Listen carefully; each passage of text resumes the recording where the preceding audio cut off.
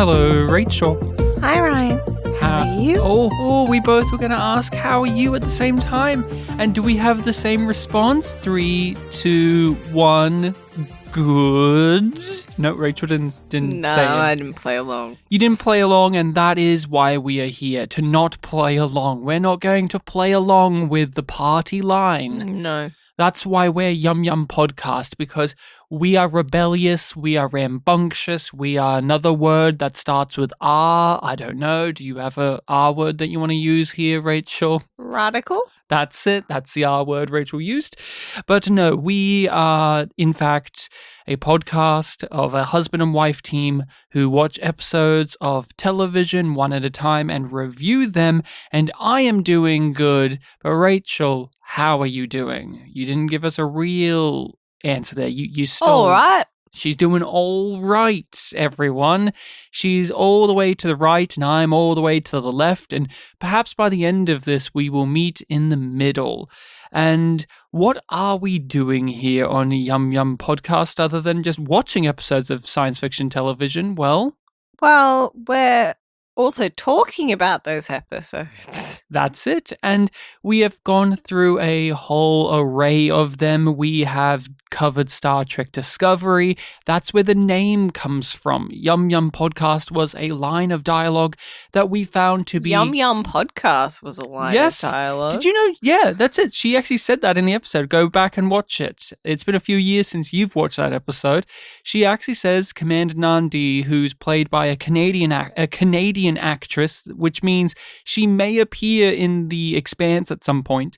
But this character licked her lips, threw her hair back, and she replied to the question of, do you want to kill the antagonist of the season? She did all of that and said, Yum Yum Podcast. That's what she said. And I said, wow, they really want us to name our podcast after this line. And so somebody's got to do it. That's exactly the justification I used. Mm-hmm. Somebody's got to do it.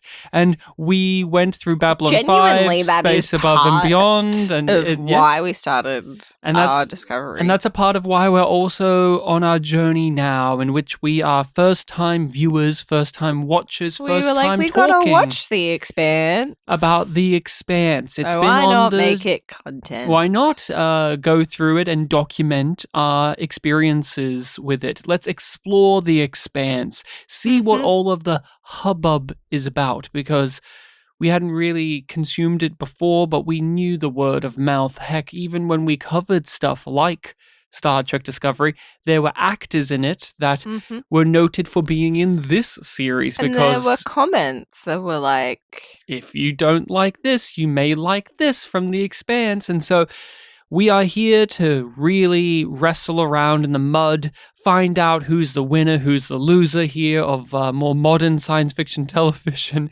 We have to even it out by doing killjoys at some point to just make sure we have all of the bases covered. But we are talking about season 4 currently of The Expanse, and where are we? Where are we in season 4? What episode number is it? And what is the episode? What's it about, Rachel? I have no recollection. It doesn't have a little episode name pop up on the screen like old TV used to. Do you ever miss those days where old TV would tell you the name of the episode? Occasionally, but not really. I miss the Sci-Fi logo more. No, you don't. No, you don't. You're a little liar. There is no missing of the gaudy Sci-Fi channel logo popping up at random points in The Expanse, but... Well, it was always after the opening credits. It is true. It was always after those. But I'm keen to know, what does IMDb have to say about whatever episode we watched? Oppressor. As tensions on Ellis reach a boiling point, Holden reveals a secret. Avasarala debates Nancy Gow, while an emergency on the Rossi forces Alex and Naomi into action. I haven't told any of you the truth, and if I had, maybe you'd understand the larger issues at play and you wouldn't be wasting time over this territorial bullshit. This planet is not what you think it is. This show started out horny. We decided that for the Yum Yum perspective on each episode, we would identify the moment, the line, the reaction, the something that made us feel horny, because that's an essential part of the Yum Yum moment. That's correct. We want to know in every episode of The Expanse, is there something that makes us go yum yum? And it's a tough thing, isn't it? Yeah. It's a tough thing because The Expanse, it really holds back on its sexiness, and then sometimes it just gives you a shotgun blast of it to the face, and so you're never prepared. So I want to hear your pick. My pick may steer into your automatic Amos pick, but it is not Amos himself. It is his love interest, his fuck buddy, Wei is her name. They've said it like once or twice. She is uncontrollably horny in this episode. Yep. She's in full. She's thirsty. That's what she is. She's Rachel about Amos, where she's going to find any excuse to kind of hit that up. And I respect her hustle. I was going to go specifically for the line, "Are you flirting with me?" Not now. That was wonderful. I just liked their just raw sexuality with one another. But it's more on her end. He's in business mode. He's in work mode. Yeah. But he keeps on telling her, "I don't want you to get shot." And that's how you know that he really cares. Yes, he's looking after her. So, in his own way. I also want to give a special shout out to Christian wearing an amazing outfit. More that the outfit was stunning than sexy, but it was a stunning affair for her this episode when she was getting prepared. Referring to her, the blue her one. aqua blue one with not, the big Not the one that she heels. actually wears for the debate, which was good. But that was more her hairstyle was great in the debate. But an extra special shout out to shock of shocks, Nancy Gow was very sexy in this episode too. She wore a tight little outfit, all black, but it looks stunning as well. Simple, effective, but also, it also, yum, yum. It really puts her in contrast to Christian, where Nancy's simple and elegant and mannered, like attainable, whereas Christian's outfit is opulent. Audacious, colourful, saturation. My automatic Amos pick is a weird one, but I have to go with it because after he said it, I clapped my hands to my cheeks and said, "Oh my God, I love him so much." Oh. I did that out loud during the episode. Do you remember what it was? I do, but I need you to tell all of the listeners. That's why they're tuning in. You say it. No, they're all tuning in for Rachel time. This is Rachel's Corner. In case people who listen to this on the main feed are not aware, we release these episodes on our Patreon first in advance. And if you join our Patreon, you get these episodes early, but you also get to be a member of the group Discord and make bets on what Rachel will find particularly scrumptious about Amos in a given episode. And I think you owe it to them to tell them if they got it right this week. It's when he said, hold. He's being him. Oh, about Holden? Yeah, about Holden. So you were a little bit more eyebrow raised, licking the lips about Amos talking about his other muscly friend. So I'm going to be fairly upfront with my thoughts on this episode. I thought it was pretty solid. I think I'm enjoying the feeling that we're finally done with setup. Just maybe. We're halfway through the season. We maybe. ought to be. So it's just like everything is going to be connected to the previous things. It's like it's a part of the chain, but it feels like we're finally done. Finally done. Because, like, there's so many things, but I'm like, I don't miss Bobby this episode. So I'm like, can that wait? Can we just not deal with that? Please? Just leave that over there? But the episode itself, you're kind of leaning towards the strengths of the stuff not in it. But what Yeah. about the stuff in it? Well, I enjoyed many of the conversations that were had. I think we'll obviously get into many of them in greater detail, but characters were very much true to themselves while addressing the challenges that they are facing. We're getting to know our new characters a little bit more, especially through their actions and responses to things. I also I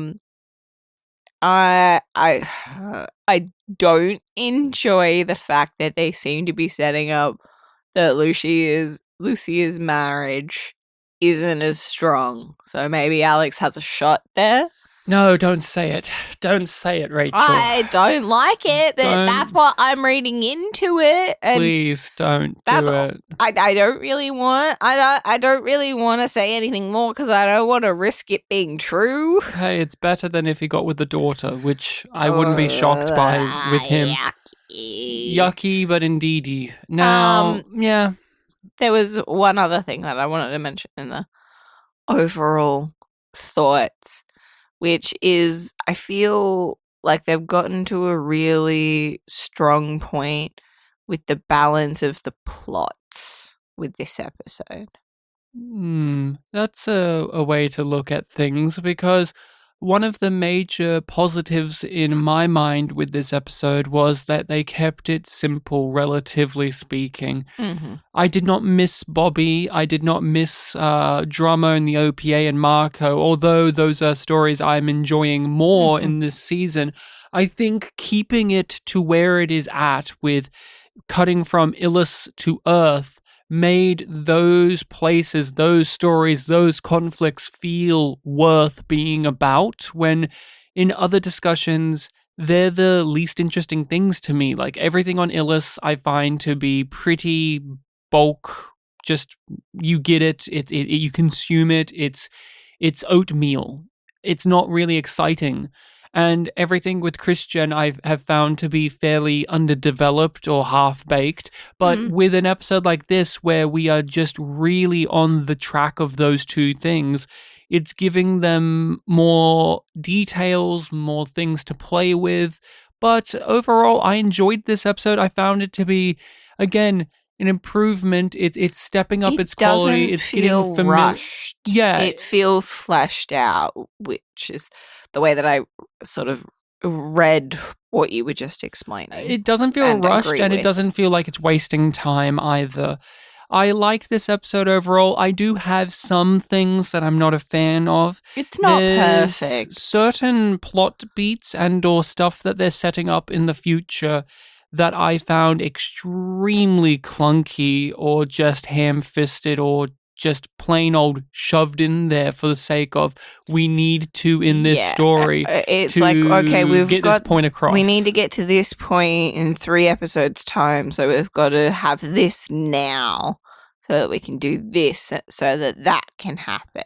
But I am glad that they are focusing in on character, even in an episode like this that is forwarding And some major plot point stuff. It was rooted in the character stuff. Like, all of my favorite things were character scenes in which they were talking to one another, or they were expressing something about themselves, some inner turmoil, some philosophy, or having to let go of something that they've been holding on to for a long time. I think that leads us nicely into the first point that we wanted to discuss, which is the fact that this episode starts with the bomb flashback. And when you hear that, you think that it's going to be a plot thing. But it really is about the character of Lucia. Yeah, Lucia. Keep on mispronouncing her name. And the guilt that she is harboring over her involvement in the bombing of the landing site and the damage and the death that caused. And all the mayhem that's currently happening now. I appreciated this opening because it answered, or at least it broached the topic of what I was going on about previously, which is I'm a bit murky on the details and the timeline and stuff of the bomb and how it relates to Mertry's ship getting fucked up, because when we watched that first episode, it came across as ever so clear that their ship was taken out mid-air by the swarm, and then the rest of the episodes, that's never addressed or never brought up, or just it isn't played that way. And instead it's like, oh, we landed on the pad and it exploded and that's what killed us. And I just don't recall it being like that. But this episode makes it a little bit more clear, which is they are setting up this bomb. It will go off if they get on the landing pad or if they set it off themselves. And the ship has arrived early. You see it coming down. Medtech, she's knocked out because she's got morals now. And well, no, it was because she was wanted trying to take the bomb off the thing. Yeah, she thought that she was there to destroy the pad so that it would like prevent them from landing, make it more difficult to land. But they got there early. Then Coop is like, oh no, this is great, we can just kill them all, basically. Mm-hmm. She's just like, no, that's not what I signed up for. So she has morals. She says, no, this is not what I'm here for. She tries to stop it. She's knocked out. She wakes up and she sets it off early before the ship has landed. And so, or at least that's how it's played. We don't know for a fact because things cut away. We're muddled. She's waking up. Things are blurry. But that's how we've connected the dots. The way I read it is the landing pad still exploded, which gives Mertry and his boys an understanding that that is somehow what caused their ship to fuck up. But again, I have to go back to that first episode. I think that's what it is. I think I have to go back to that first episode and watch when the ship got attacked or when it got hit. Because weren't they in the sky? Yeah. And all of their stuff got sucked out? Yeah. So I still don't get, other than Mertry's like a fascist bully who's a piece of shit who will use any narrative to his means to justify violence, I don't know how the RCE keep justifying to themselves that this is the course of action of events. It's muddled. It's definitely muddled. And I find it interesting that this is a problem that we are having because we haven't had that issue with The Expanse before. The Expanse's plot points are usually very, very clear. Yeah. There's stuff that they withhold and they're going to flesh out over time, but we don't get caught on these technicals of things like timing and this and this. Like other things, like they've been more complicated than this, but we understood the progression of like the timeline. But with this one, we keep on going back to it because it feels really important as to like the timeline of the ship being destroyed and those people dying. I think a part of it ties into that everyone involved on Illis, whether it is Mertry or Lucia or her daughter, her husband, Naomi, Alex, Amos, everyone, Holden especially, is major important things will be brought up, but a majority, if not all of them, do not care to engage with it. So what I mean by that is no one has really had the time to say, hey, let's sit down and actually have a conversation or let's figure this out. Hash out what has gone on so we can better understand what to Everybody's do just now. acting. Everyone's just reacting and going off of assumptions, going off of bigotry, going off of pride, going off of just ignorance is Nobody's bliss. reflecting. And that ties into the daughter is missing. Her daughter is missing. No one knows where she is. And it's only the husband that seems to care. And no matter how much he vocalizes his concerns, no matter if he grabs Holden by the shoulders and yells in his face, or he tells his wife how everything is going wrong and how she's responsible for what has happened, it's not really being taken in. Like, there's no one who cares that the daughter is missing in that way. Like, no one is saying, oh, everybody's let's like, stop that's and small beans. We've got to deal with this sort of civil war. we've got to deal with a hostage situation. But also, like, again, it's played as, well, it's probably the RCE. They probably have, again, going off it's of... not a civil war because that would... Anyway, sorry.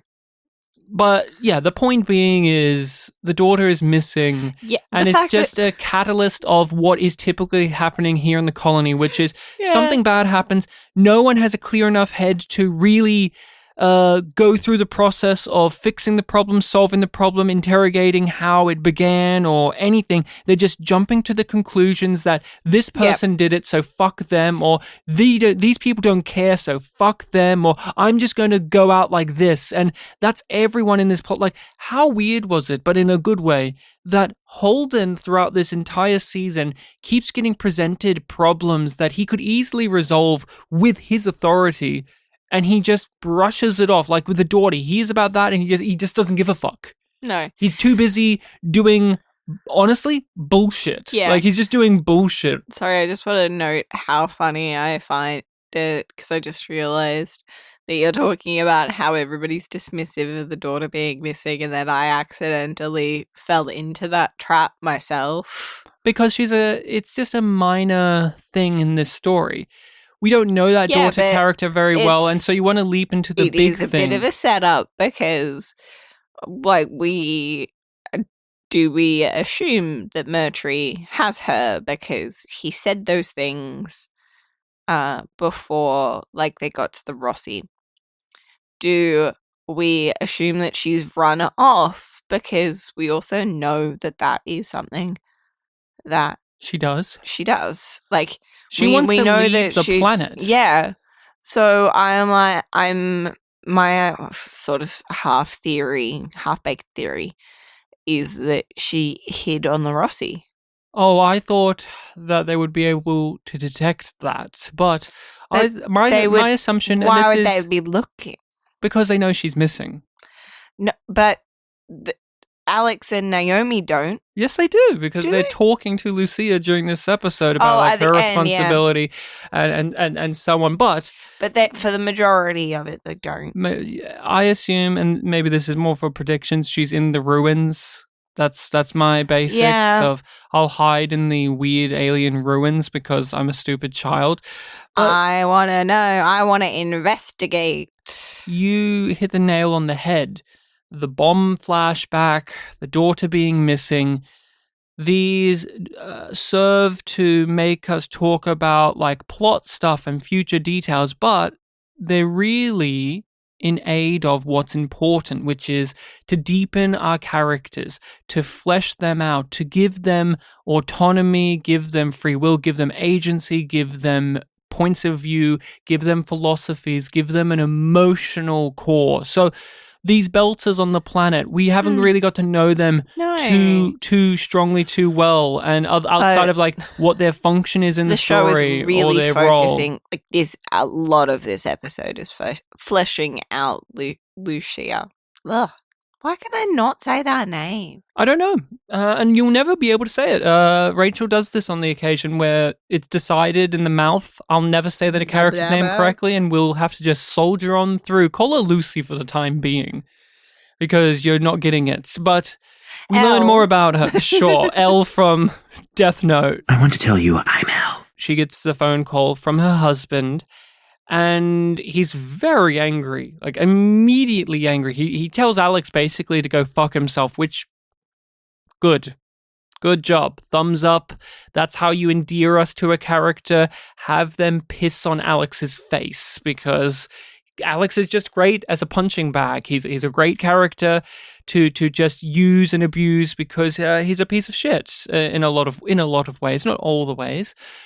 And the husband is just furious. And it's not even stemming from the daughter is missing. It's all of this history, all of this baggage, all of this resentment and loathing. And a lot of it, if not all of it, is completely justified in my eyes. And as someone in a long-term relationship, I kind of could sympathize with this man who I don't even know the name of, because the way he just unloads on his wife is very much the way it can be when you're in committed long-term relationships, or you're in familial relationships in which all of this bullshit from the person you love has finally come to a head, and you can't just bite your tongue and be polite and be nice about it. And Rachel, with this side of it all, these belters on the colony, and we're getting to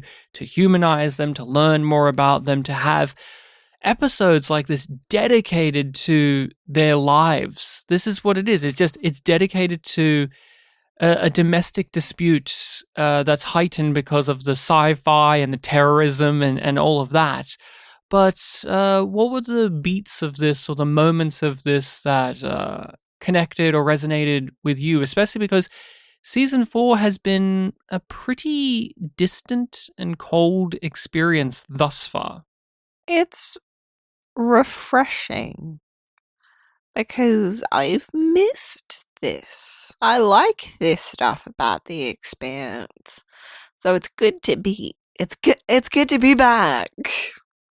And what else do you get out of it? Like, what's their conversation about? And the stuff that it does bring up, how does it contribute to this episode? Because the argument that you can make sometimes when you're focusing on the side characters is, how does this really add to what we are here for, which is to arguably see our heroes save the day and do their things and investigate and uncover?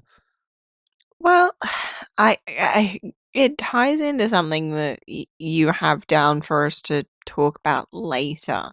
That's where my mind leaps. That's why I'm having trouble answering the question.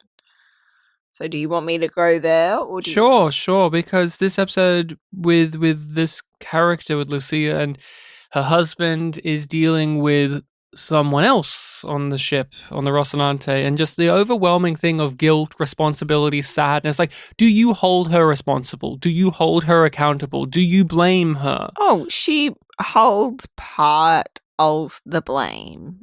Like, she made the bomb. She made the choice to do that. And she may have, like, how much of a conscious choice it was to ignore the possibility that it could be used to kill. I don't know. But on the flip side, doesn't she also get some, like, redemption already because she's acted out to do better? Like, she tried to take the bomb off. She set it off early. She refused to join their cause to take down Mercury and his men. She's been healing everyone in the town. She's been making sure to look out for her family and her daughter. She was willing to sacrifice herself to Mercury, but rather than get her family murdered or killed. And even in this episode, she's so overwhelmed with the burden of it all that she would rather die. I see some difference between those things, because that to me is a different question, because her being responsible doesn't make her less honorable. There's a wrinkle of it too, of her attitude when she's talking to her husband is still firmly rooted in what she thinks is the right thing to do, which is to be strong, to fight back, do not give up, do not back down, do not move an inch. be belter, be proud. And he is so offended by that. Like, I'm not strong, What? I'm not power. Like, there's a different form of like power. You're insulting me by saying that I'm not being those things when it really feels like he saw it as an opportunity to leave those what used to be necessities behind. Or just bullshit behind, because That's true. we That's were true. mentioning this in the other episodes about how, although the ring space has opened and we have all of these new frontiers, the human condition has not changed. The cycle of violence has not changed. The territorialness has not changed. And these people want to start up their colony, but even beyond that, we see on this personal level between these two that things still haven't changed. He wants a better life. He wants things to be calmer. He wants things to be peaceful. He wants to find solutions to problems that don't involve exacerbation. And she doesn't believe in that. She thinks that struggle is what defines you, that the defiance is what you need. And that is where the challenge lies of, can you blame her? Can you forgive her? Does she earn this redemption in the episode? Does she earn our forgiveness, our empathy, sympathy, sadness, when she still, underneath all of these things, will argue and believe in the cycle that generates all of the problems to begin with? Yeah. It is, to sort of simplify it down, it is clearly a reflection of Naomi's past. Because Naomi used to be a terrorist, we know this, and she explores this within this episode more. And now she's on the side of the Rossi and fighting for good. And we see that potential in Lucia. I really can't. Why are you trying? At this point, fucking give it up and just call her Lucy. I don't know why you want to call her. Lucia. There you go. And in the end, I'll play audio clips that show that we're both saying it wrong, and then we can cheer.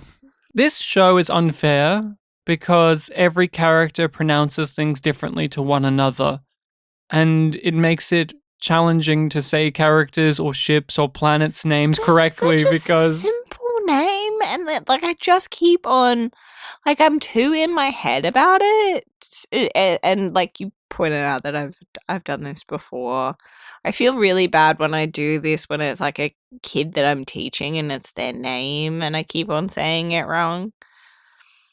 So we have this sort of mirroring, but looking back, and it's interesting the way that obviously manipulates the way that the audience feels about the medtech, because we see what Naomi has become and how much of a force for good she is, and how just because somebody betrayed her trust, that doesn't mean that she was at fault.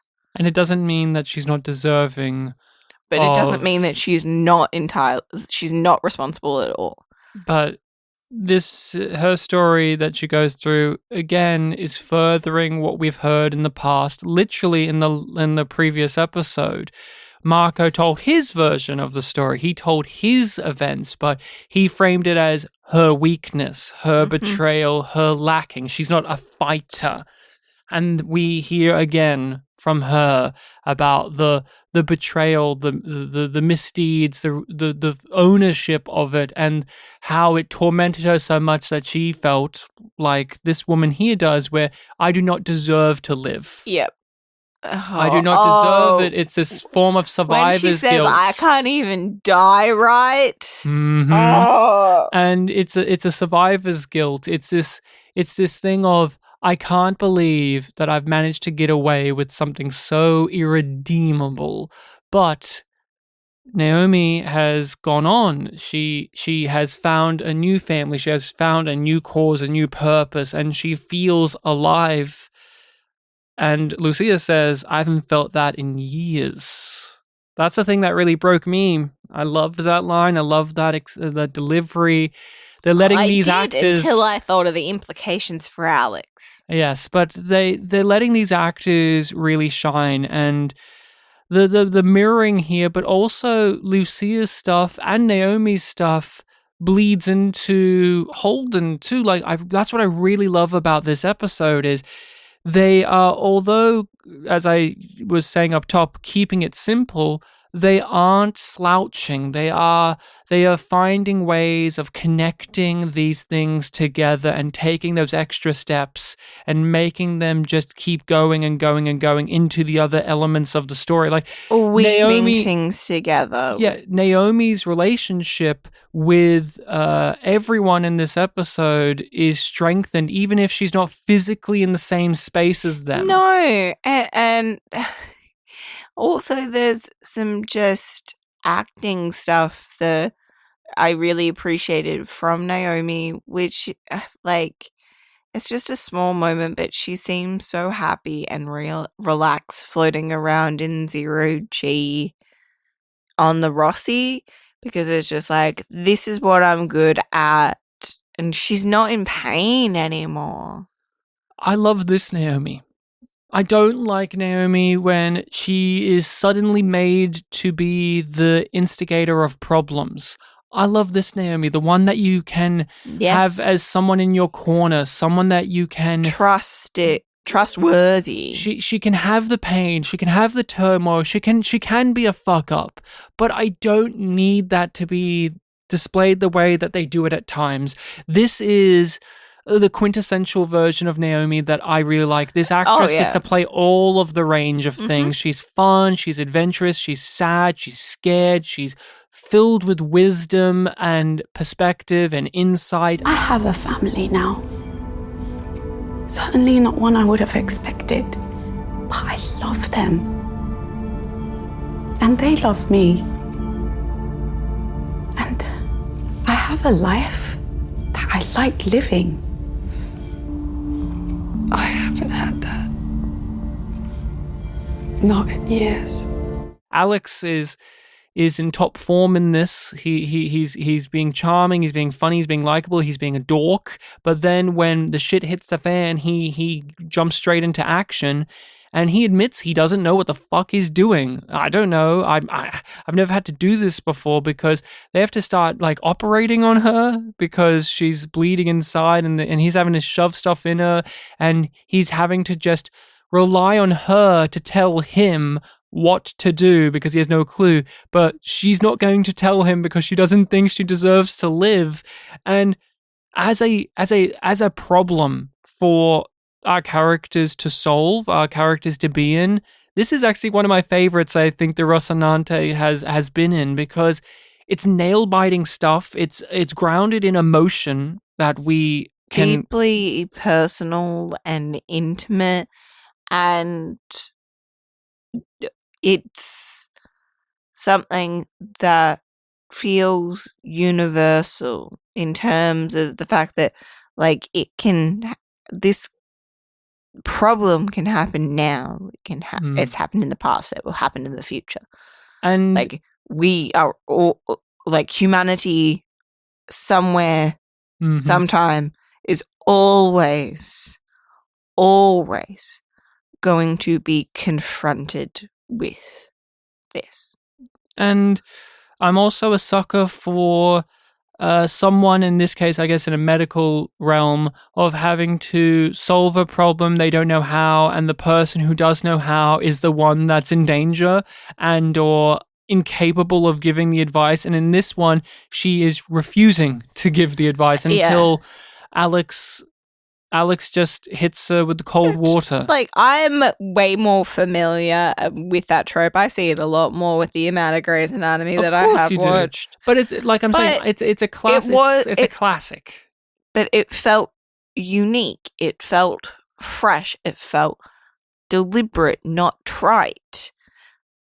In this context, this episode is very much, especially with the Rocinante, dealing with parenthood. Because although Alex doesn't get a big speech about things, to my eyes, especially the way that the actor plays it, when he shouts that at He's her, using his perspective as a parent. he is using his voice as a father in that moment, like him saying that to her. You feel this, I don't know, this piece of him come out about it. Like it's almost like he's talking to himself. Like, It hey, feels how like how do you justify your stupidity bonding. when to your child? Yeah. And I think Alex has not gotten too much to do in season 4, but the way that they've played him has been pretty well done. I want more of him though. Like season 3, I found to have a perfect balance. I'm worried that he's just going to be a guy who stands around. Like at the end of this episode, he finds the problem, but it's also just because, I don't know, Alex should do something. It feels like it could have been Naomi. It could have been Lucy. Like it just kind of comes across as, and we've got Alex here too. Alex is here too, guys. Like he's around. They've got their senses working on looking at the planet as well, which the dude calls up Naomi and he's like, hey, give me your data. She's just like, why the fuck should I do that? Because I'm a normal person and Murtry's I agree that Murtry's a dick. Well, that convinces me then. We've been giving Naomi a lot of praise in this episode. One of my absolute favorite scenes of this season, shock of all shocks, is a conversation between her and Holden. Far out. I haven't felt that in a while, where I say one of their scenes together is a best of a season. Oh, yeah. That one, like, I loved it, but at the same time, I was just like, this would hit harder if I believed in their relationship. But it works because you believe in Jim Holden's character. Yes, I believe in their characters. I believe that they have a strong bond. But I feel like it would be elevated more if I believed in their romantic connection, because it really does feel like it's also meant to be a moment of, this is why these two people work together, because they make each other better people. And I'm like, sure. I adored this. So Holden is phoning up Naomi. So beautifully written. He's telling her about all of the shenanigans and hijinks happening on Ilus, and he is contemplating siding with the devil, siding with Murtry. He doesn't want to. That's his tagline. But what he's saying is making sense. But what he's saying makes sense, and there are no choices to make here. Oh, the old cry. I have to get them off the planet. It would be my fault if they die. It's my responsibility. I'm the one to blame. I was the one supposed to save everyone. Hi, I'm Jim Holden. I'm the problem. It's me. Yeah. That's Holden's catchphrase. Hello. I'm the protagonist who feels like everything is my fault. I have the world on my shoulders. And we have had this conversation throughout the series in which people, and even him himself, Jim Holden, deconstructs why he feels this way and challenges it and really goes into the legwork of the psyche that comes from this. And they always find new ways to have the same conversation about Jim Holden. Like, this is the same conversation that Christian had with him last season. Like, it's the same thing about how he cannot be the one to take all of the blame, that people are adults, that people have thoughts and actions, and they choose the choices. And you cannot open a door and expect them to walk through. They have to do that on their own. They have to walk through. And they always in this series, they tap into something when it comes to Jim Holden of variety for the same thing about his character flaw. When we started the series, we didn't know him well enough, or we didn't like him. There was just something about him too familiar. But as time has marched on, those imperfections have started to be more and like pronounced. Like, the series knows that these things are annoying and bad, and that he needs to let these things go past him now. He needs to grow up in a lot of ways because he's being a parental figure in his own way, where everyone on the planet is like a child to him. They can't control themselves. I have to teach them the way. I have to get them on the ship and save them all. I'm the hero. I'm the Don Quixote. I'm after the windmills. Like he just doesn't get it. And Naomi just calmly telling him, they're not children. She breaks down it down. She also goes through the timeline of events of, well, if you are responsible for this, then this is responsible for that, and she goes all the way back to the aliens who are no longer here. Do we they're to blame too? Like, when does it end? Tell me, Jim Holden, where in the timeline of events does it end? You are a part of the chain of events. That's it. That doesn't mean that you're at fault. And it also makes a lot of sense that she has that perspective because that's also the way that she's come to understand her role in Marco's actions and what she tries to explain to the medtech. He's having to deal with a conflict that has broken out on Illis. The stuff all with the technology and the ruins, he can't focus in on right now. He's trying to talk to this doctor, trying to give her the truth, and literal gunfire interrupts it all because the RCE and the colony cannot abide one another. They cannot back down. They are given an ultimatum by Jim Holden of, here's this horrifying natural event or an unnatural event that could kill us all. We must leave. And the colony refuses to go because of all of these reasons. And the RCE... The colonists refuse to go. Yeah. The colonists refuse to go. And the corporate overlords refuse to leave until... the colonists and the Belters as the natives. Because it's just like, in this episode, right, they, like... maybe that's also just a reflection of where my alliances are and feelings on it. But it's just like, the Belters got there first. And yeah, the corporation has the official contract, but Earth doesn't own the fucking planet, so they can't give the rights of something that they don't own. It's a fascinating little thing, isn't it? Because both parties are there just to exploit the land for profit. Because they don't have a connection or a community. But yeah, because Lucia's husband, he wants that. He says that's what he's here for. But we one see wants with it for profit. Yeah. Like, they both want it for profit. It's just like, well, if the corporate stooges get it, then money goes back to Earth and then the rich get richer.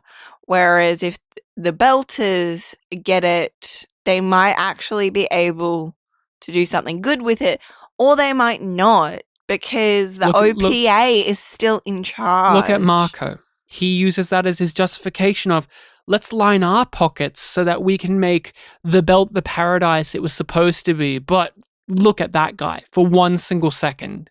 You know that's not really a part of it. It's about revenge. It's about whatever. You know that people want to believe what Marco says. But it goes back to the cycle of the revenge, the territorialness, the violence, the human condition.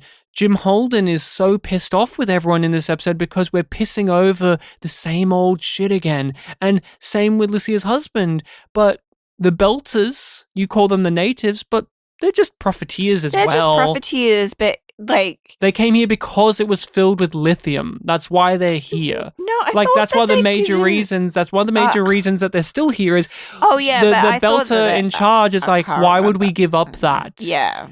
Because they will take it and they will just make themselves richer. I'm not denying that a part of it is that they're here because they want to build a better life, but they had nowhere else to go. But it's been made, well, there's millions of planets they could go to, it seems, but they've made it expressly clear that a part of it is... No, but I mean, like, there was nowhere else for them to go in their own galaxy. So, yeah. they've gone out this way and they sort of got stuck a little bit, but... And yeah, but the thing is, neither party will listen to Jim Holden. No. They're going to stay on this will planet. back down. The RCE seem like they're going to. They say they're going to, with a caveat or two, will stay here last to make sure they all go. Like that type of thing, or so on and so forth. And it breaks out into a hostage situation. The OPA the colonists, they take hostages. They take RCE hostages, and you just have scenes of everyone kind of standing about saying, "Give them back. No. Please." No. Amy saying, "That's a meat grinder." That's a meat grinder. If Mercury orders you to go in, don't go. Comes to that, I guarantee they'll bleed more than we do. If you say so. They're setting up an infection plot Yeah. She's got like a green thing in her eye. Yeah. Like, an RCE person has this infection in her eye, and it's played off as just, it's fine. Like she says that, but we look at that and go, is there now green goo? The fact that that no one seems to care is a surprise, because I find it very convenient because they're dealing with bigger problems, which is realistic. But that was I one look of, at it and go, future plot. well, that was one of the problems I had. Future plot. That was one of the issues I had. I thought that was super clunky, super just ill placed. It That was just is one too of the, like, when we awkwardly mentioned, done. like, well, they need to do this now so they can do this later. It's like, that's the prime example. It was just too telegraphed. There are times in which that can work, but there are very many moments in television in which people just don't act like people. They act in ways so that we, the audience, can get information. And that's what that was. They act as characters. They're not even characters. Like, they act as devices for story. So Dr. Elvie, she sees this, she's not going to tell anyone because who gives a fuck? And then, they get distracted by this, and the character with it just says, it's fine, it just itches. Like, I get that people can be dumb, but this is just one of those times in which all it is for me to write down mentally and physically, in this case, because we do a podcast, that's a future plot point.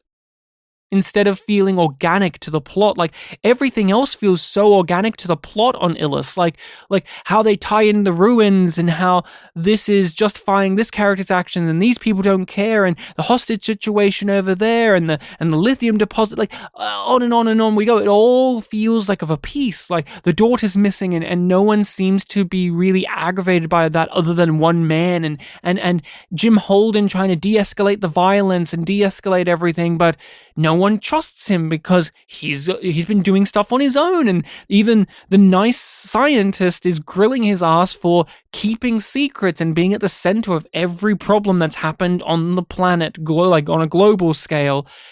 All of that feels so true to the story. So when you get an infection plot come in, it just doesn't work. Especially because Jim Holden, one of the first things he did when he rocked up was, hey, Alex, test everyone for infections. Make sure we don't have any biohazard stuff going on. So now when we actually do, and this show treats it like, don't worry about that for now. I don't know. It just feels super, super disingenuous. Is there other things you want to talk about with Oppressor? What are some of the other things that you want to chew into? I mean, Amos is flirting and being flirted with. Yeah, that just continues.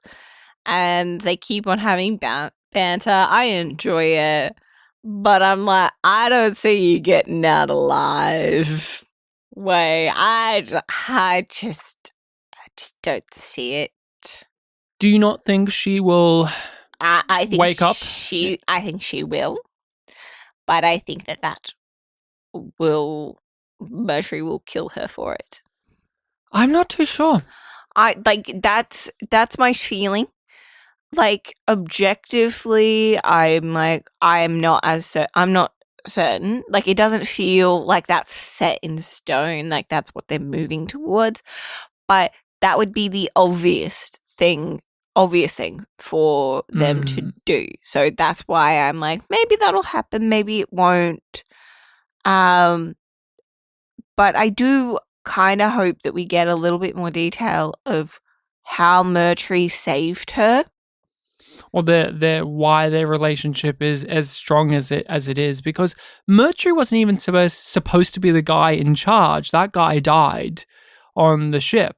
Like, Murtry's just risen to that because he literally came out of the wreckage and he's assumed this position. People on the ship in space don't respect his position because he's not their boss. He just happens to be calling the shots on the ground, but they have their own system up in the spaceship. Like, you know what I mean?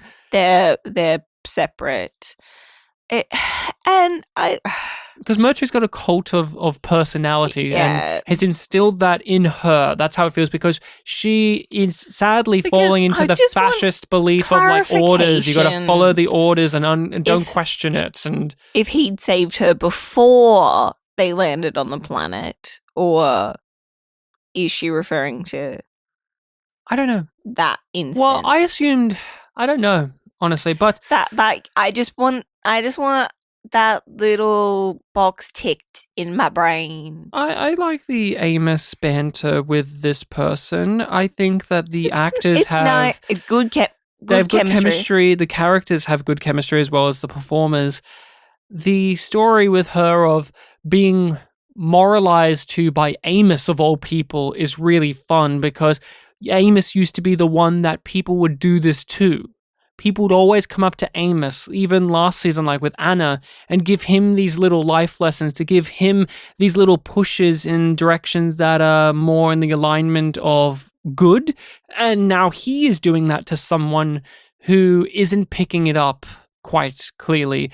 I think that this will play out more as the series goes along, and I would assume, traditionally speaking, she will realize and betray Murtry, and then she'll have to reckon with that. Or what I see happening, and I'm just going to say it now, count this as a prediction, she won't, and Amos will have to kill her, and he will have to feel real bad about that. He keeps on saying, I don't want you to get shot. Yep. So and then he'll have to put her down because she did not learn. She did not bend. She stayed true to what she is, and what she is actually opposition. And what does Amos feel about people who are opposition to him and his family? Oh, I'll go over there and shoot them in the head because they're the bad guy. I have a question for you and also for the audience. And I don't know if I've made this observation before or not,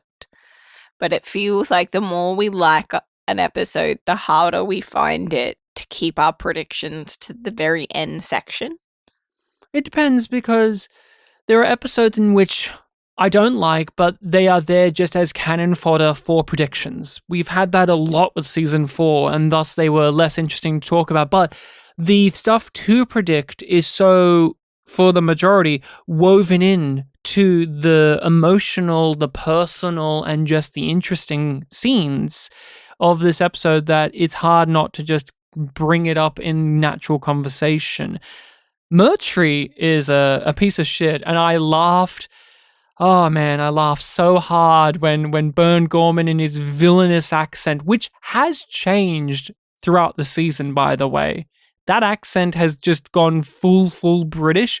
At the beginning, he wasn't doing full British, but now it is. And him just saying, like, I'm the bad guy. Yeah, buddy. Yeah, you're the bad guy. And fucking, I love him. I love Murtry now, because he's doing the shittiest villain thing possible, which is like, how am I the bad guy? And he lists all the villainous, evil things he has done as good things, but he doesn't even have intelligence or eloquence enough to frame it in a way where you could even possibly think that those are justifiable. Like, Holden has to say just 1 or 2 words in response to just immediately disrupt the points that Murtry's making. It's great to hear him be like, no, I'm not the bad guy. I'm the good guy because I do these things and I did that. And I'm doing this for the right reasons. And we don't believe him. Amos doesn't believe him. Holden. And Holden don't believe him. Even at his all. right-hand woman doesn't believe him, but she's going to follow him because that's her job. Yeah. At this point, her job is just to protect him more than act out his orders, it Yeah. seems. Do you feel that there are people out there? Do you believe that there are people out there that think that Murtry isn't a bad guy? Because whenever you see movies or shows or books or stuff there's with this type of always character, some. there's people There's who try to be like, always Alfred Bester's not a bad guy. He's a good guy. He's looking after his people, the telepaths. Even though he's dressed up like an SS officer and is a eugenics freak, he's a good guy. I can totally see people Absolutely. genuinely buying his rhetoric. And I'll say it, people, watch out. Ryan's getting political here.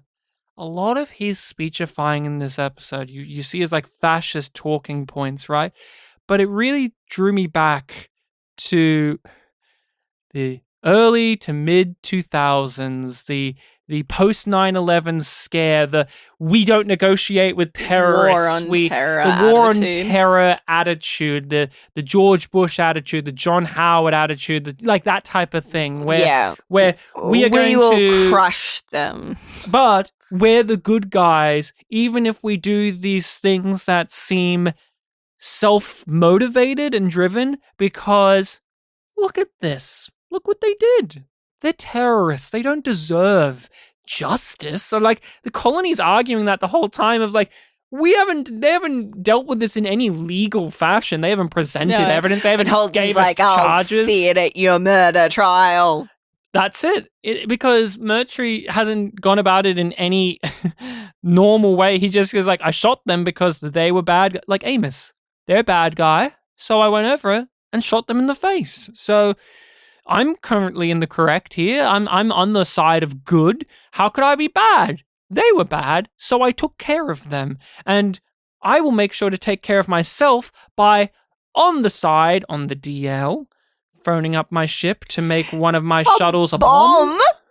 And he's like, it's not a bomb. It's not a bomb. It's an option. I have a question for you. Mm.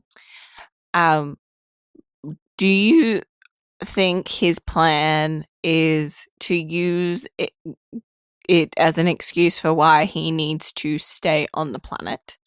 Or do you think he's going to put the belters on it and then explode it?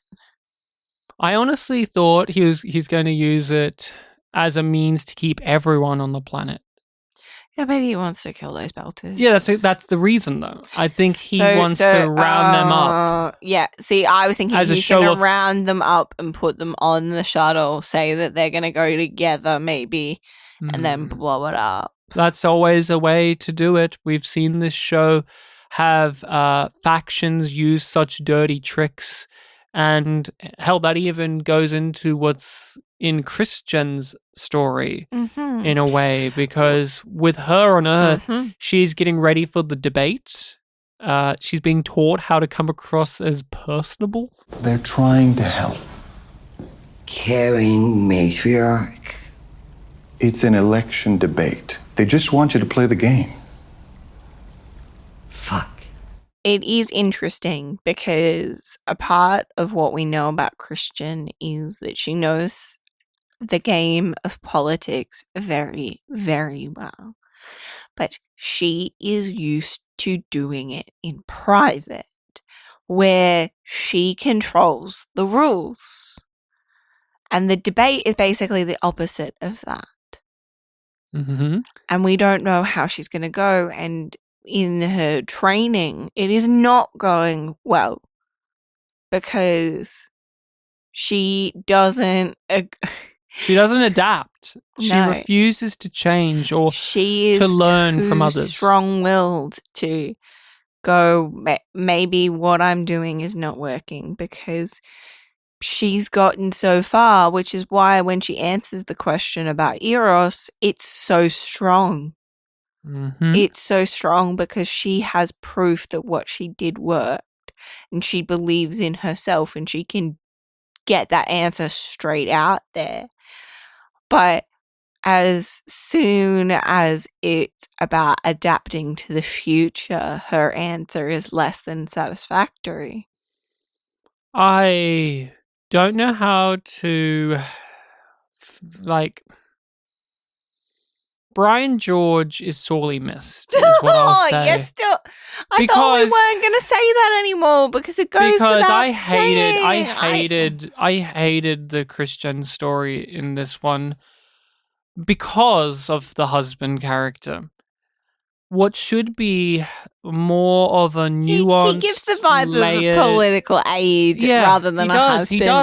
He does. And I think that sours it because I can't help but think about the absolute complexity, detail, like all of the stuff of her Brian relationship George with the previous version of her husband. with the previous version, because he was wise. He was speaking from a place that we could recognize, but from the heart, from the heart, and from somebody who cares, but and from somebody that's not the vibe that we get. And from here. somebody who understands the game of politics but has not played it themselves. Yeah, but he feels like he's playing this one. He feels too much he like feels an like expert. He feels like he's playing it with her now. Yeah, and not being, because like the first 2 seasons, when we had Brian George, he got dragged into it and he resented it. Like when he was just like, I thought we were having dinner with friends, but that's not what you were doing. And why didn't you tell me? Why did you make me a chump? Or when he was on Luna and Earth was going to be destroyed by Eros, and they have that conversation, and he needs to get his piece out. Why I bring this up is, in the Brian George era, there was a muddiness to Christian thanks to him in these moments. In this episode, because he, the new husband, is so steadfast and he's correct, like, you, the audience, can't help but say he is 100% correct. And thus it means Christian is in the wrong. Yep. And whatever she does in the episode, we're going to see her fail because she is in the wrong. While with the Brian George era, he was right. We would say he's right. But the thing is, he loved her so much that there's a bias there. And also, like I said, he knows the game of politics, but he hasn't played it. And the thing is, he knew that too. So when he was on the rooftop with Christian at the end of season 1, and he's backing her position to play the game, you felt complicated about it because you want her to know that what he believes in is the right thing and should follow on it. But she has a point. She has an angle. It was deeper and had way more dimension than this version of their relationship. Yes. And I think we don't know that would, like, how different that would be if it was Brian George. Yeah. Well, I think 100% because it's the way he played it. Like, he's so nebbish. And I say that as an affectionate term. Like, he's such a meek little guy when he plays this role. While this, I don't want you to be right because we're not getting him back, and I want to. There is no. I don't want to not like their relationship because of the change in casting. I don't want it to ruin it. What I think is lacking here is the duality of character. This actor, and I'm just gonna have to say it's the actor. He doesn't switch between husband and peer or mentor, colleague like Brian George could. Brian George would mix those together. He would flick between them. This person, I never feel like he switches between loving husband and aid. I just don't feel it. And thus that puts this shadow over Christian of, we are just watching her be wrong, with no ifs and or buts. So when she gets into the debate, I don't have anything to enjoy about it because I know she's going to fuck it up because she's wrong. And I know when they introduce another plot point, she's going to fuck it up in some way because, well, she's wrong. And you even get him at the end being like, it was just bad timing. And it's like, no, it isn't. It's not bad timing. It's because she is incorrect. Like, we are supposed to be shaking our head and wagging our finger at her for not adapting, not changing, while Christian is a much better character than the simplicity of wagging our finger at her, because we have felt this way about her before, but there was always like a reservation of like, but I see more of why she is doing this and why she's correct and why she believes in this. But in this episode, honestly, I thought she was pretty two-dimensional, which is the saddest thing I could ever say about Christian in my life. Like, here's the more interesting thing. The episode, in my eyes, don't know about you, did not make Gal come across any more than what I previously thought either. But she comes out better in this episode because She the show does. thinks that she has a point more. Yeah, and I'm like, I should be more fist pumping about her response with like showing what happened to her alternates. Mm-hmm. I should be like, ooh, she got there. She had it up. She had it right. She planned it. She played it. She's a manipulator.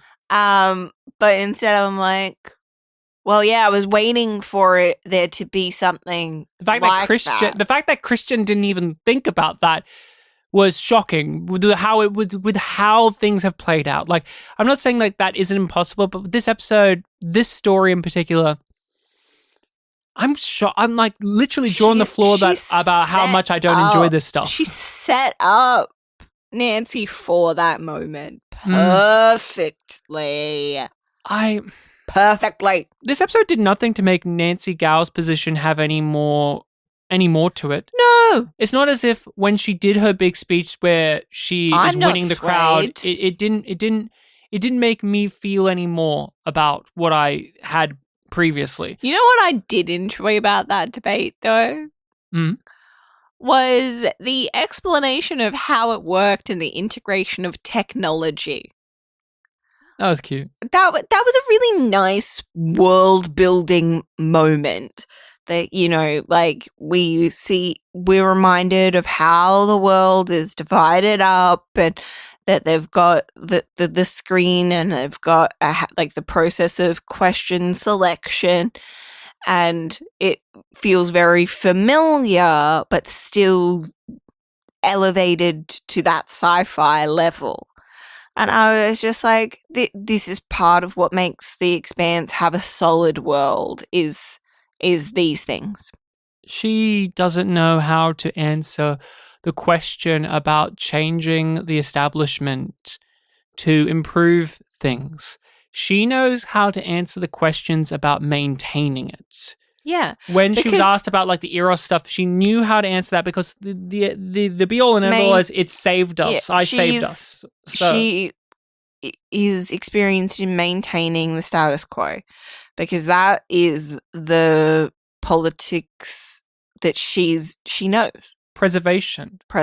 You could say that oppression. Her son's death has reinforced this. Thus, she gets really defensive and angry at the fact that she needs to be more maternal, that she needs to come across as Earth's mother for her to be seen as worthy of the position, which is insulting. Like that is, but that's how the game is played, right? Like he knows it, her husband knows it, and she knows it deep down. That's the game. She doesn't like it. it. True. I loved Nancy Gal's statement about how it's hypocritical of Christian to talk about being, privileged and taking it away from others when Christian's never had to struggle in her life, and that this is the first time she's interviewing. This is the first time she's ever actually had to apply for a job.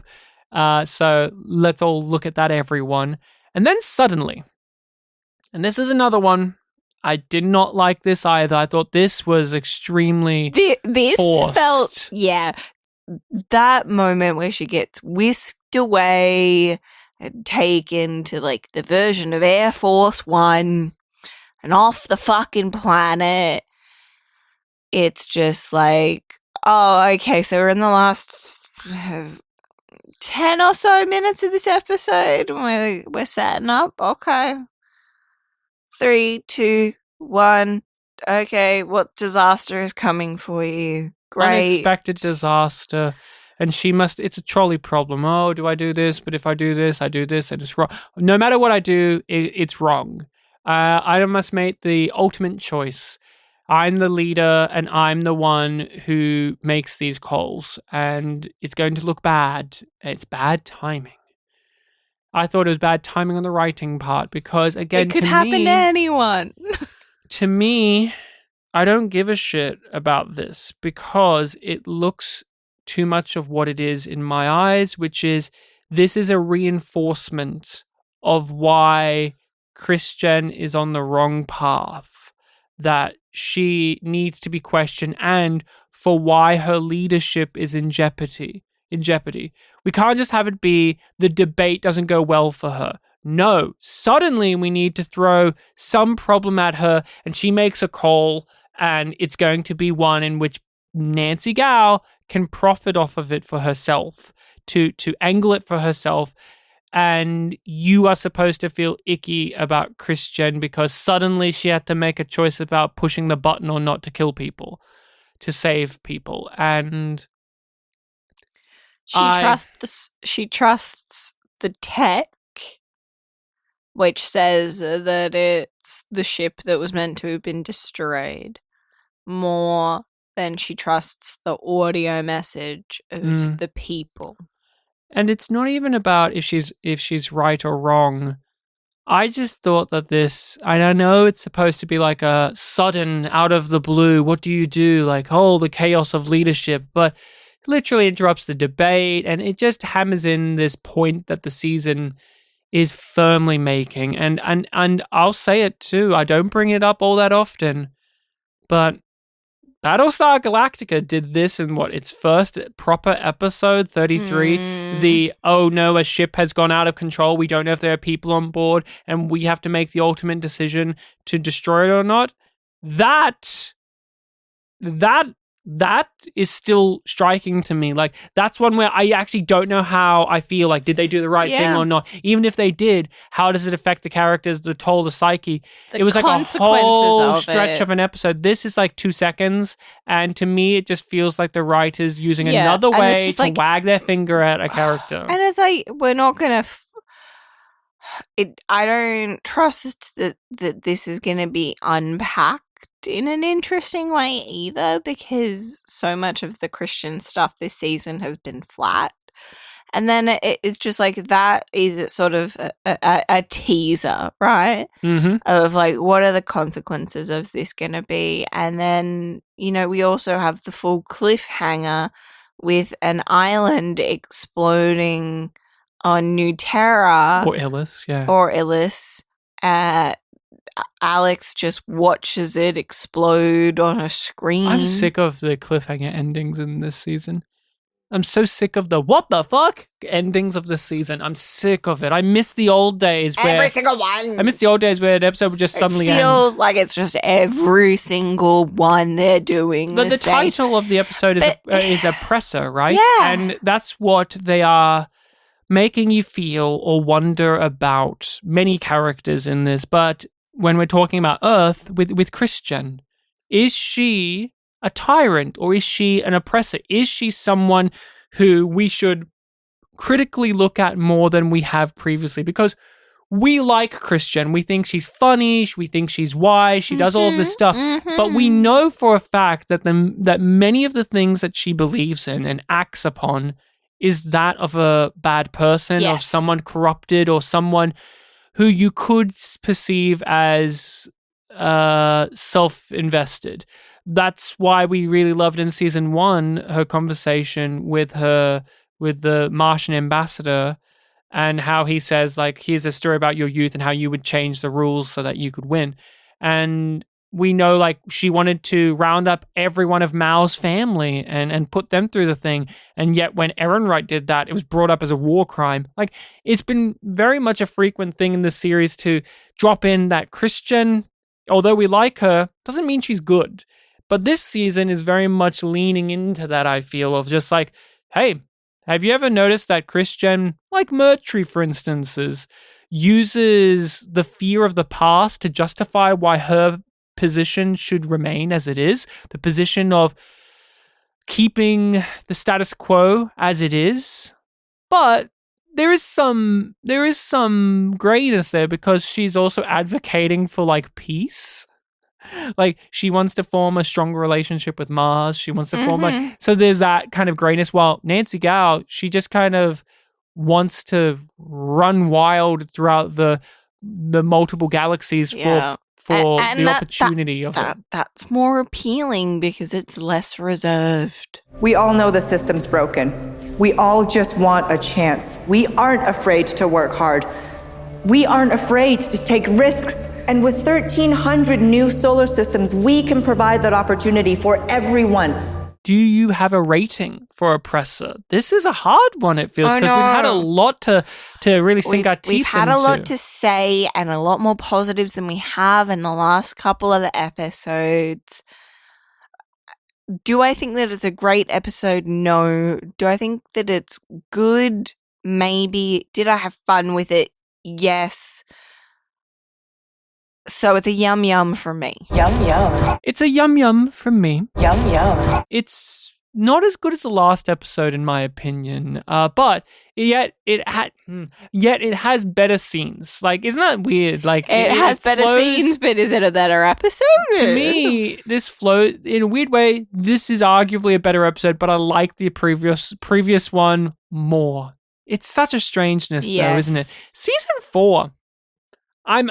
You know what? I kind of like season 4 because it's just so difficult to pin down my thoughts and perspectives and feelings on it. But that's what we're here to do, and we're here to do that with predictions. What is the next episode called? What are we watching next time on The Expanse? Okay, I want you to guess.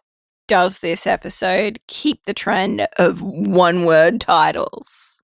I didn't even think about it, but yes. Yes, it does. It's not called New Terror again? No, it's not. New Terror is the only episode title for this season so far that is more than one word. Oh, there you are. Okay. So what was the title of the next episode? Displacement. I think that kind of gives you a feel of what the next episode could be involved with, which is my prediction simple. We're going to have to further go into the conflict of the Belters and RCE. Oh yeah, I think that's trying to. But I think Holden's going to be right, and something like a new thing is going to go wrong with the machinery, and there's going to be consequences of the island exploding.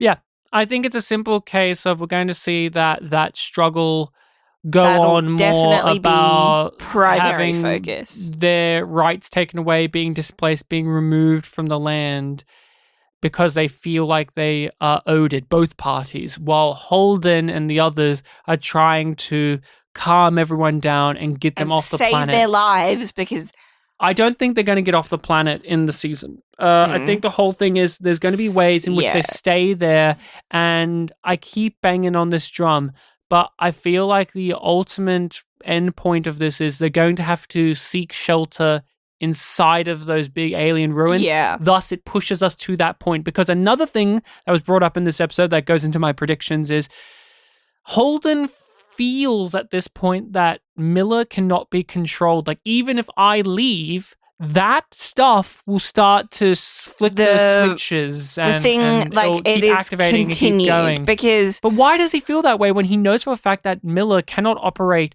without a physical form? Yes, but for me, I was just like, oh, well, like Miller tried everything that he could, but he couldn't remove the root. So that suggests, like, that was the impasse, and now that's removed. We don't know if anything else is gonna is going to happen again, because now everything seems like it's fully operational. And I have a prediction on a bigger scale about the series or this season. Illis, I believe I have more of a clear understanding of what is happening here, or what was supposed to happen here. They have all this alien technology around the planet. It's underground. We keep saying terraforming device was our pitch of it. I'm going to go an extra step. They really, really, really reminded us of why the people were here, which is the lithium deposits. That this is a planet unnaturally rich with resources that is valuable. And I think that is what the alien technology was for, which is, I believe that instead of terraforming it, they use a device to land on a planet and make it a farm planet of okay. Oh, this is our resource, like this is our lithium planet, this is our uranium planet, like, you know what I'm talking about? Yeah, Like you've played video games where you have that, like you play your farming games and you're like, this section of my entire farm is nothing but this one crop. Now, I think that's what the device was supposed to be, where it, like Genesis in Star Trek, the Genesis device, if you shoot it on a living planet, it will kill it. I think that's what it did. It was on a living planet, it killed it, and it's making it into a lithium deposit planet for whatever the original aliens were intending to do with it, whether that helps fuel their technology with the proton molecule, whatever the case may be. And for some reason or another, it's been left dormant for all this time. Like they died and so on. That is my predictions overall. Now, for the next one, Displacement, do you have anything more on it or anything more with the series or season? No, I'm now just interested in pondering your hypothesis. What about Bobby? Don't you think she'll come back? Yeah, she'll come back, but like, give a shit? No, that's my prediction. Wow, okay. And that is everything we have to say about Oppressor. Thank you so much for listening, especially those patrons who have made it to this part in the early release of this episode.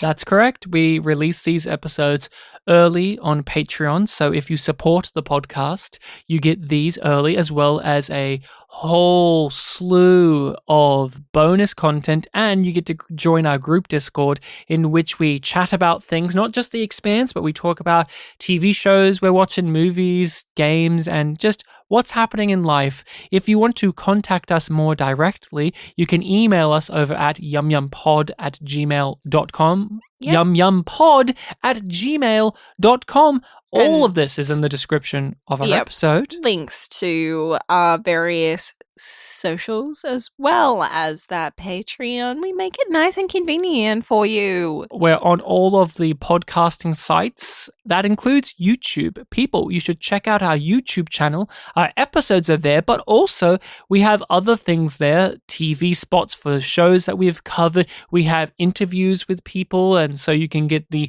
live action video form of that, not just the audio. And please make sure to rate and review the podcast on any of those sites that allow you to do so, and share the podcast around. Are you someone who is deeply familiar with The Expanse, but your friend isn't, and maybe they need a companion podcast? Or you know someone who's rewatching the show and maybe they need some laughs at some married people just blundering their way through with predictions, and Jake can just have a chuckle and be like, Havelock is an important character, guys. You have to read the books to get that. You know what I would have loved if they changed it up and they made Coop the Gaunt Belter. Like, I know that we've said that before when we didn't really know his name, but like, oh God, it would be so much fun for us. The truth is, the Gaunt Belter will only return in the final season, because that's what they do in a lot of shows, like with Babylon 5, like with Star Trek Discovery, and so on, where in their final season, they'll have some little winks and nods and callbacks, and maybe even direct pulls from their first season. I wanted him to be more like in Babylon 5. You wanted him to be Corwin? No. I wanted him to be like ISN Jane. Oh, of course. I wish that when we get news sources, one of them would be the Gaunt Belter, letting us know what's happening. See you then. Well, voila.